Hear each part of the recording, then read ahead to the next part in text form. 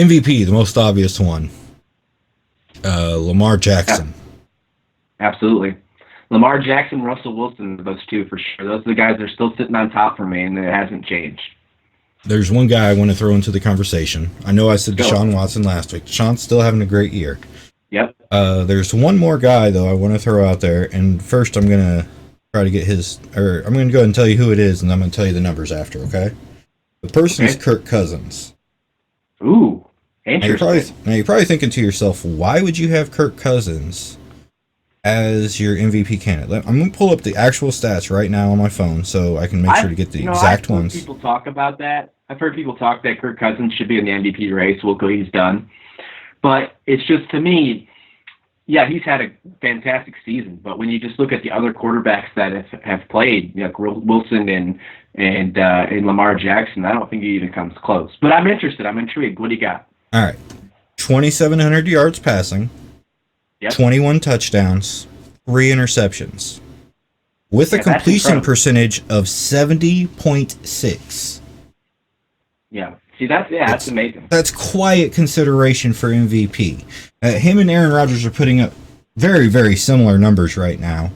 A lot of Packers fans are saying, oh, well, how could you ever want Kirk Cousins? Well, the numbers show it, that he's as good this year as most of the quarterbacks in the league. We discussed this before the season. I said, if he doesn't get sacked, that guy is unstoppable.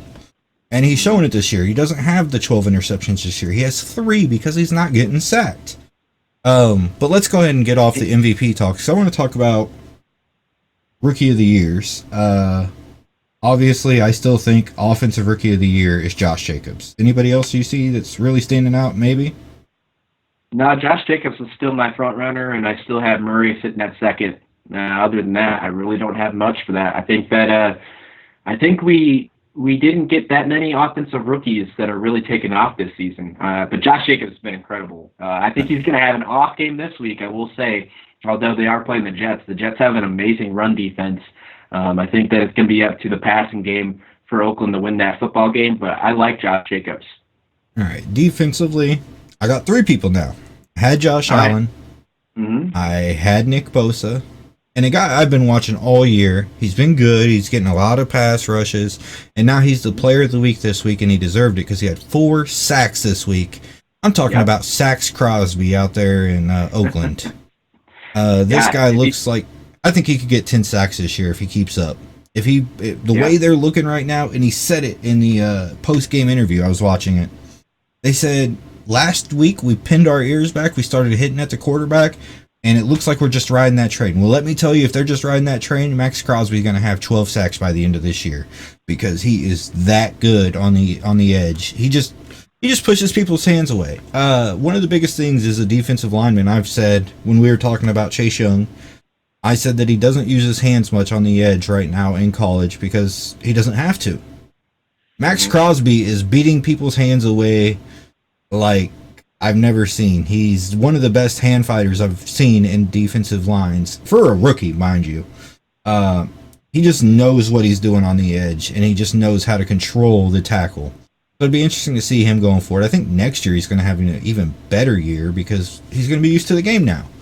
I know that sounds maybe that's just bold, maybe that's just the Raiders fan in me, but just watching the way he uses his hands off the edge, I like it. I like it a lot. Yeah, it'd be pretty incredible to see 2 Raiders win Rookie of the Year, but it's highly possible. This guy's definitely stepped into the discussions for sure.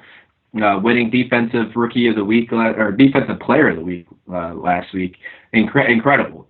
And we'll only see if it continues. He's playing against the Jets, which don't have that kind of an offensive line, so maybe he can make some more stats and some more power towards it. I still like Bosa as the front runner, just because he's continued to shine and he's got that record right now. But Crosby's up there. I think he might be past Allen right now for number 2. And I still like Devin Bush, but he's moved down to 4 for me.